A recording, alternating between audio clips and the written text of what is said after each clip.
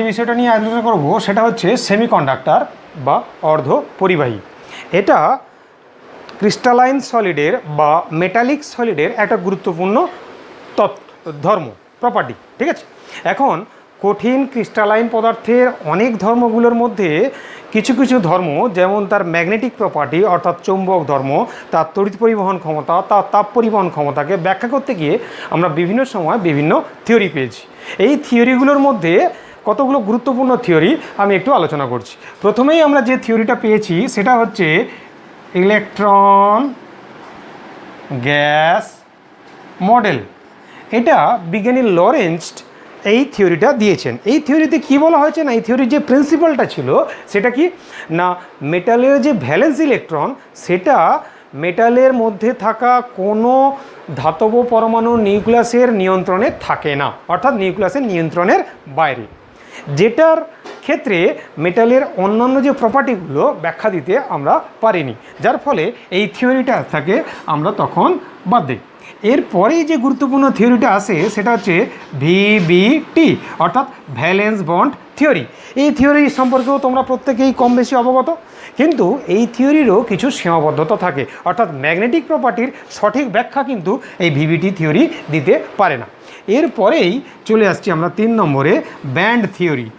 Band theory, এই band theory সত্যি কথা বলতে কি, মেটালিক যে ক্রিস্টাল, সেই মেটালিক ক্রিস্টালের যে ইলেকট্রিক্যাল কন্ডাক্টিভিটি অর্থাৎ তড়িৎ পরিবহন ক্ষমতা বা তড়িৎ পরিবহনের যে প্রকৃতি বা ধর্ম, তার একদম পুঙ্খানুপুঙ্খ ব্যাখ্যা দিতে সমর্থ হয়েছে। তবে প্রথমেই বলে রাখা ভালো, এই ব্যান্ড থিওরি যার উপর ভিত্তি করে দাঁড়িয়ে রয়েছে সেটা কি এমওটি অর্থাৎ মলিকুলার অরবিটাল থিওরি। এবারে দেখো, মলিকুলার অরবিটাল থিওরি সম্পর্কে তোমাদের কম বেশি প্রত্যেকেরই জানা আছে, ঠিক আছে। তবুও আমি একটু আবার জানিয়ে দিচ্ছি বা তোমাদেরকে চেষ্টা করছি। দেখো, মলিকুলার অরবিটাল থিওরিতে আমরা কি করেছিলাম না, মলিকুলার অরবিটাল থিওরির একদম প্রথম যে বিষয়টা ছিল LCAO অর্থাৎ linear combination of atomic orbital. সেই লিনিয়ার কম্বিনেশনে দেখো আমরা 3টে কন্ডিশন পেয়েছিলাম। একটা কি energy match, number 2 effective overlap, number 3 symmetry match. যদি দুটো অ্যাটমিক অরবিটালের শক্তি সমান হয় তখন মলিকুলার অরবিটাল তৈরি হবে। যদি দুটো অ্যাটমিক অরবিটালের মধ্যে যে ওভারল্যাপ সেটা কার্যকারী ওভারল্যাপ হয় তখন হবে। যদি তাদের মধ্যে সিমেট্রি ম্যাচ করে, তার মানে ধরে নাও এক্স অক্ষ বরাবর একটা অরবিটাল রয়েছে আর ধরো ওয়াই অক্ষ বরাবর একটা অরবিটাল রয়েছে, তাহলে কিন্তু এদের মধ্যে সিমেট্রি ম্যাচ করে না। তাহলে এই যে দুটো ভিন্ন অক্ষ বরাবর অরবিটাল, এদের মধ্যে কিন্তু কখনোই LCAO linear combination of atomic অরবিটালের মাধ্যমে মলিকুলার অরবিটাল তৈরি হবে না। ক্লিয়ার হচ্ছে? তাহলে এই সিমেট্রিটা ম্যাচ করতে হবে। তাহলে এই 3টি কন্ডিশনের উপর ভিত্তি করেই দেখো আমরা কি পেয়েছিলাম, অ্যাটমিক অরবিটাল পেয়েছিলাম। আমরা প্রথমেই সেই অ্যাটমিক অরবিটাল একটু গঠন করে নেই। এক্সাম্পল হিসাবে আমি যেটা নিচ্ছি সেটা হচ্ছে লিথিয়াম Li। Li এর যদি ইলেকট্রন বিন্যাস দেখি 1s2 2s1, আর যদি আমরা এমও ডায়াগ্রাম আঁকতে চাই, এটা হচ্ছে এনার্জি বার, তাহলে একদম নিচে থাকবে 1s অ্যাটমিক অরবিটাল। এখান থেকে আমরা পাবো একটা বন্ডিং মলিকুলার অরবিটাল, এগুলোকে আমরা বলছি এমওস। এটা হচ্ছে অ্যাটমিক অরবিটালস, আর ঠিক একই এনার্জি, আর এদিকে থাকছে 2s থেকেও আমরা কি পাবো, 2s থেকেও আমরা একটা বন্ডিং একটা অ্যান্টি বন্ডিং অরবিটাল পেয়ে যাব। এটাকে বলছি কি আমরা সিগমা 1s, এটাকে বলছি সিগমা স্টার 1s, এটাকে বলছি সিগমা 2s, আর এটাকে বলছি কি সিগমা স্টার 2s। তাহলে এইগুলোকে আমরা বলেছিলাম বন্ডিং অরবিটাল। আর ইলেকট্রন বিন্যাস যদি দেখি, তাহলে এখানে দুটো ইলেকট্রন, এখানে দুটো, এই হচ্ছে ইলেকট্রন বিন্যাস। এখন প্রশ্ন হচ্ছে, এটা হচ্ছে একটি মাত্র লিথিয়াম, অর্থাৎ একটি লিথিয়াম পরমাণুর সাথে আরেকটি লিথিয়াম পরমাণু যদি হয়, এখানে একটা লিথিয়াম পরমাণু, এখানে একটা লিথিয়াম পরমাণু, তার মানে এই যে ডায়াগ্রামটা এটা কি Li2 পরমাণুর জন্য প্রযোজ্য, তাই না এই ডায়াগ্রামটা। এখন লিথিয়ামের পরমাণু ক্রমাঙ্ক আমরা জানি কি 3, আর যদি পারমাণবিক গুরুত্ব ধরি তাহলে 6.94। তাহলে ধরে নাও 6.94 মানে আমি ধরে নিচ্ছি অ্যাপ্রক্সিমেটলি 7 গ্রাম লিথিয়াম। তাহলে 7 গ্রাম লিথিয়ামের মধ্যে অ্যাভোগাড্রো সংখ্যক Na সংখ্যক লিথিয়াম পরমাণু, তার মানে 6.023 ইন্টু 10⁻23T লিথিয়াম পরমাণু রয়েছে। তাহলে অতগুলো লিথিয়াম পরমাণুর 2s অরবিটাল যদি একত্রে ওভারল্যাপ করে তাহলে কি ঘটবে একটু দেখে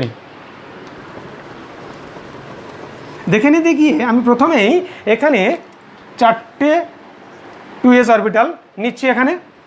তাহলে 1 2 3 4, 1 2 3 4, আমি আর 1sটা দেখাচ্ছি না।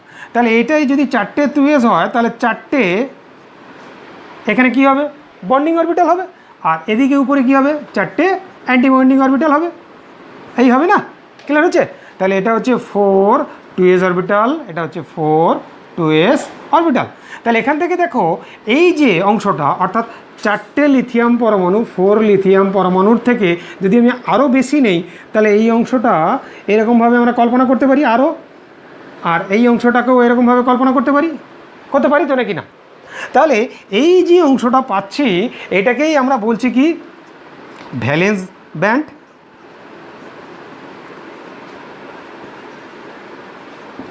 আর এটাকে বলছি কন্ডাকশান ব্যান্ড।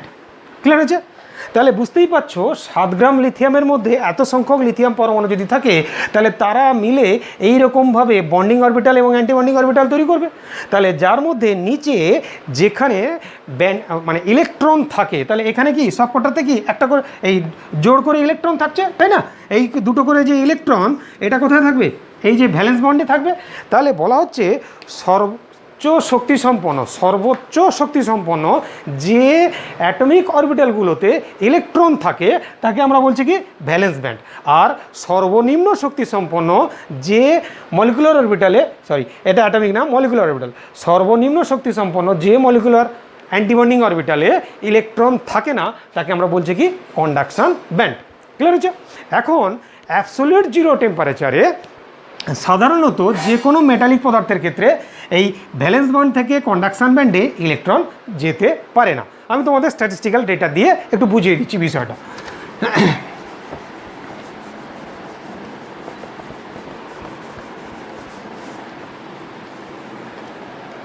না, alpha sulphur, tellurium, silicon, germanium. Alpha সালফারের এটা কি absolute zero temperature, absolute zero temperature.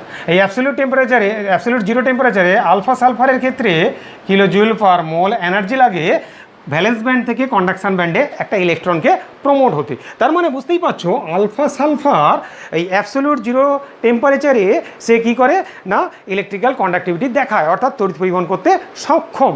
কিন্তু টেলুরিয়ামের ক্ষেত্রে 29 কিলোজুল পার মোল এনার্জি লাগে ভ্যালেন্স বন্ড থেকে কন্ডাকশান ব্যান্ডে একটা ইলেকট্রনকে জাম্প করতে। আর এই ইলেকট্রন ভ্যালেন্স বন্ড থেকে কন্ডাকশান ব্যান্ডে যদি যায় তখনই সে তড়িৎ পরিবহন করতে পারবে, তার আগে যেতে পারবে না। ক্লিয়ার হয়েছে? করতে পারবে না। তাহলে এর ক্ষেত্রে কত লাগছে 29 কিলোজুল। সিলিকনের ক্ষেত্রে সেটা লাগছে 106 কিলোজুল পার মোল, আর জার্মেনিয়ামের ক্ষেত্রে লাগছে 68 কিলোজুল পার মোল। তার মানে বুঝতেই পারছো আলফা সালফার যেটা 0 অ্যাবসলিউট জিরো টেম্পারেচারে সে যদি তড়িৎ পরিবহন করতে পারে, সেক্ষেত্রে সিলিকন এবং জার্মেনিয়াম কিন্তু তড়িৎ পরিবহন করতে পারছে না। তার কারণটা কি? তাদের ক্ষেত্রে এনার্জিটা অনেক বেশি লাগছে। ক্লিয়ার হচ্ছে? তবে অ্যাবসলিউট জিরো টেম্পারেচার থেকে যদি ধীরে ধীরে টেম্পারেচার ইনক্রিজ করা হয়, অর্থাৎ যদি নর্মাল যে রুম টেম্পারেচার সেই রুম টেম্পারেচারে ধীরে ধীরে ইনক্রিজ করা হয়, তাহলে দেখো টেলুরিয়াম কিন্তু সে পরিবাহী হিসাবে কাজ করছে, এবং সেটাকেই তখন আমরা বলছি কি সেমি কন্ডাক্টরস বা অর্ধ পরিবাহী। এই সিলিকনের ক্ষেত্রে আমরা 150 ডিগ্রি সেলসিয়াস উষ্ণতায় যদি উত্তপ্ত করি, 150 ডিগ্রি সেলসিয়াস উষ্ণতায় যদি উত্তপ্ত করি সিলিকনকে, তাহলে দেখব ভ্যালেন্স বন্ড থেকে কন্ডাকশন ব্যান্ডে খুব ইজিলি ইলেকট্রন জাম্প করে যাচ্ছে এবং সিলিকনটা তড়িৎ পরিবহনে সক্ষম হচ্ছে। অর্থাৎ 150 ডিগ্রি সেন্টিগ্রেড উষ্ণতায় সিলিকন কিন্তু একটি সহজাত অর্ধপরিবাহী বা ইন্ট্রিনসিক সেমি কন্ডাক্টর। ঠিক একই রকমভাবে জার্মেনিয়ামের ক্ষেত্রে কিন্তু অত টেম্পারেচার লাগে না, কারণ কি এটা 168 কিলো জুল। 100 ডিগ্রি সেন্টিগ্রেড উষ্ণতায় জার্মেনিয়াম কিন্তু একটা সহজাত সেমিকন্ডাক্টর হিসাবে কাজ করে থাকে। ক্লিয়ার হচ্ছে? তার মানে এখান থেকে আমরা স্পষ্ট বুঝতে পারছি এই ভ্যালেন্স ব্যান্ড এবং কন্ডাকশান ব্যান্ড, এই গ্যাপ যদি বাড়ে ইলেকট্রন এখান থেকে উপরে যেতে পারবে না, ফলে সে তড়িৎ পরিবহন করতে সক্ষম না। এবং সেই ধরনের যে পদার্থ তাদেরকে আমরা বলে থাকি ইনসুলেটর বা তড়িতের কুপরিবাহী, যেমন কি কাঠ, রবার, প্লাস্টিক, এই ধরনের যে পদার্থ তাদের এই ভ্যালেন্স ব্যান্ড এবং কন্ডাকশান ব্যান্ডের মধ্যে গ্যাপটা বড্ড বেশি। এই যে গ্যাপটা, এই গ্যাপটাকে আমরা বলে থাকি কি ফরবিডেন অঞ্চল বা ফরবিডেন জোন, যাকে আমরা বাংলায় বলে থাকি নিষিদ্ধ অঞ্চল। এই অঞ্চলটা যদি ইলেকট্রন জাম্প করতে পারে তাহলে কিন্তু সে তড়িৎ পরিবহন করতে পারবে। তবে এখানে একটা কথা বলে রাখছি তোমাদের, যে সেমি কন্ডাক্টর অর্থাৎ যারা অ্যাবসলিউট জিরোতে তড়িৎ পরিবহন করতে পারে না, কিন্তু টেম্পারেচার ধীরে ধীরে বাড়ালে তারা তড়িৎ পরিবহন করতে পারে, তাদের ক্ষেত্রে কিন্তু এই ভ্যালেন্স বন্ড থেকে কন্ডাকশান ব্যান্ডে যাওয়ার জন্য তড়িৎ পরিবহন যে মাত্রাটা সেটা কিন্তু বাড়ে। কিন্তু যারা অলরেডি তড়িৎ পরিবহনে খুব সক্ষম, যাদেরকে আমরা বলি কি পরিবাহী পদার্থ, যেমনটা কি ধরো লোহা, অ্যালুমিনিয়াম, জিঙ্ক প্রভৃতি যে পদার্থগুলো, তাদের কিন্তু টেম্পারেচার যদি আমরা বাড়াই তাহলে কিন্তু তড়িৎ পরিবাহিতা কমে যায়, হ্রাস পায়। তার কারণটা কি না, তাদের ক্ষেত্রে ইলেকট্রন ফ্রি যে ইলেকট্রনগুলো সেগুলোই তো তড়িৎ পরিবহন করে, কিন্তু টেম্পারেচার বাড়ার সঙ্গে সঙ্গে ভাইব্রেশনাল যে মোশন বা থার্মাল ভাইব্রেশনাল যে মোশন বা থার্মাল ভাইব্রেশন যেটাকে আমরা বলেছিলাম, সেই থার্মাল ভাইব্রেশন বাড়ে, ফলে ইলেকট্রনগুলো কী হয়, যেতে বাধাপ্রাপ্ত হয়। ফলে সেমিকন্ডাক্টরের উষ্ণতা বৃদ্ধিতে তড়িৎ পরিবহন ক্ষমতা বাড়ে, কিন্তু মেটালিক কন্ডাক্টর অর্থাৎ ধাতব পরিবাহী পদার্থের উষ্ণতা বৃদ্ধিতে কিন্তু তড়িৎ পরিবহন ক্ষমতা কমে যায়। ক্লিয়ার হচ্ছে? এবারে এই সেমিকন্ডাক্টর কত ধরনের হয় চলো আমরা একটু দেখে নিই।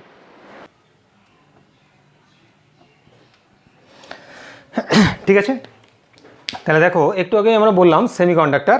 এবার দেখো এখানে আমি কি করেছি, জার্মেনিয়ামের একটা ক্রিস্টাল স্ট্রাকচার নিয়েছি। যদিও প্রথমেই বলে রাখা ভালো, জার্মেনিয়াম এবং সিলিকন দুজনেই কিন্তু ডায়মন্ড অর্থাৎ হীরকের যে ক্রিস্টাল স্ট্রাকচার সেই ধরনের ক্রিস্টাল স্ট্রাকচার কিন্তু দেখায়। যাই হোক, এখানে দেখো আমরা কি করেছি না, সেমিকন্ডাক্টরকে দুটো ভাগে ভাগ করছি। প্রথমেই বলে রাখি, যখন সেমিকন্ডাক্টর যেমন জার্মেনিয়ামের ক্ষেত্রে টেম্পারেচার আমি উল্লেখ করেছিলাম একটু আগে, দেখো জার্মেনিয়ামের ক্ষেত্রে কি বলেছিলাম, জার্মেনিয়ামের হচ্ছে 68 kilo joule per mole energy লাগছে। সেটা কি না, এই ভ্যালেন্স ব্যান্ড থেকে কন্ডাকশান ব্যান্ডে ইলেকট্রনকে প্রমোট করার জন্য। ক্লিয়ার হচ্ছে? আর সিলিকনের ক্ষেত্রে সেটা আমরা কি বলেছিলাম, 106 কিলো জুল পার মোল লাগছে।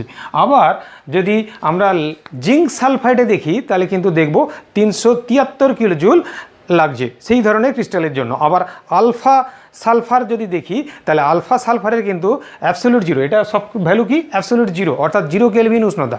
আলফা সালফারের ক্ষেত্রে কিন্তু এই ভ্যালেন্স ব্যান্ড এবং কন্ডাকশান ব্যান্ডের মধ্যে কোনো এনার্জি লাগে না ইলেকট্রন প্রমোট হতে। ঠিক আছে, ক্লিয়ার হচ্ছে? এবার আসছি বিশুদ্ধ জার্মেনিয়াম বা বিশুদ্ধ সিলিকন যদি 100 ডিগ্রি জার্মেনিয়ামের ক্ষেত্রে কি বলেছিলাম, 100 ডিগ্রি সেন্টিগ্রেড উষ্ণতায় সে কী করবে না, অর্ধপরিবাহীর ন্যায় আচরণ করবে। তাই এই ধরনের অর্ধপরিবাহীকে আমরা বলছি কি ইন্ট্রিনসিক সেমিকন্ডাক্টর অর্থাৎ সহজাত অর্ধপরিবাহী, যেক্ষেত্রে কি বাইরে থেকে কোনো কিছু পদার্থের ডোপিং করতে হচ্ছে না। কিন্তু এখানে দেখো আমরা জার্মেনিয়াম ক্রিস্টাল স্ট্রাকচারের ভেতরে একটা পঞ্চযোজী মৌল ফসফরাসকে ডোপ করেছি, আর এখানে এখানে এখানে কি করব না, জার্মেনিয়াম ক্রিস্টালের ভেতরে একটা ত্রিযোজী মৌল ধরো বোরন, ঠিক আছে, বোরনকে ডোপ করেছি। এখন এই ধরনের ডোপের ক্ষেত্রে অর্থাৎ ইম্পিউরিটি সেমিকন্ডাক্টরের ক্ষেত্রে দু ধরনের সেমিকন্ডাক্টর আমরা পাই।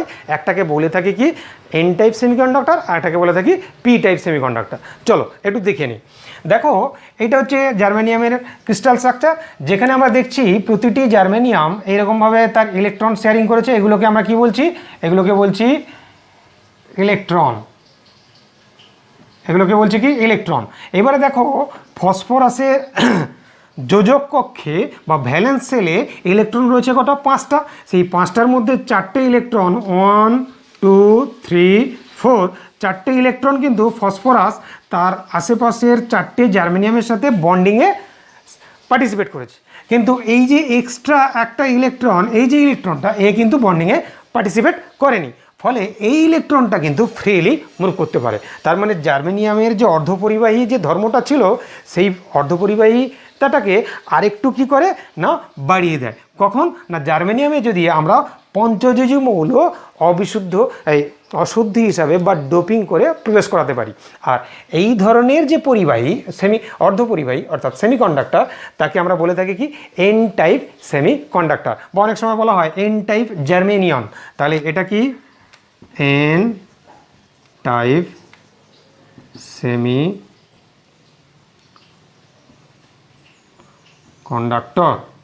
এটা কি বলছি এন টাইপ সেমিকন্ডাক্টর। এবারে দেখো এখানে কি করেছি না জার্মেনিয়ামের ক্রিস্টালের মধ্যে একটা ত্রিযোজী মৌল আমরা বোরন, পঞ্চযোজী মৌল কি নাইট্রোজেন পরিবারের যে কোনো মৌলকে, nitrogen phosphorus arsenic antimony bismuth, nitrogen পরিবারের যে কোনো একটি মৌলকে যদি ডোপ করি তাহলে আমরা এই ধরনের এন টাইপ সেমিকন্ডাক্টর পেয়ে যাব। আর এখানে কি করব না জার্মেনিয়ামের মধ্যে যে কোনো একটি ত্রিযোজী মৌল অর্থাৎ বোরন, অ্যালুমিনিয়াম, গ্যালিয়াম যে কোনো একজনকেই যদি আমরা ডোপ করি তাহলে ত্রিযোজী মৌল নিয়ে আমরা কি পেয়ে যাব? একটা সেমিকন্ডাক্টর পেয়ে যাব। আর এই ধরনের সেমিকন্ডাক্টরকে আমরা বলে থাকি কি পি টাইপ সেমিকন্ডাক্টর। এখন প্রশ্ন হচ্ছে কেন একে পি টাইপ বলছি?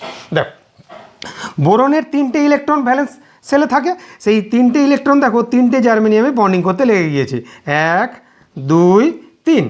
আর একটা এদিকের যে জার্মেনিয়ামটা, এই জার্মেনিয়ামে বোরন কিন্তু কোনো ইলেকট্রন দিতে পারছে না, ফলে এদিকে জার্মেনিয়াম একটা ইলেকট্রন দিলেও বোরনের এই জায়গাটায় কিন্তু একটা হোল বা গর্তের সৃষ্টি হয়েছে বা ফাঁকা স্থানের সৃষ্টি হয়েছে। এই ফাঁকা স্থানের মধ্যে দিয়ে কি হয় না ইলেকট্রন ইলেকট্রন ফ্রিলি মুভ করতে পারে। আর এই হোলকে আমরা সাধারণত বলে থাকি কি পজিটিভ কেন্দ্র। এই কারণেই একে বলা হয় কি পি টাইপ সেমিকন্ডাক্টর। যেহেতু পজিটিভ হোল, এই কারণে একে বলছি কি পি টাইপ সেমিকন্ডাক্টর। তাহলে এটাকে আমরা কি বলছি? P type semiconductor. বোঝা গেল? ক্লিয়ার? এই হচ্ছে আমরা দু ধরনের সেমিকন্ডাক্টর পেলাম।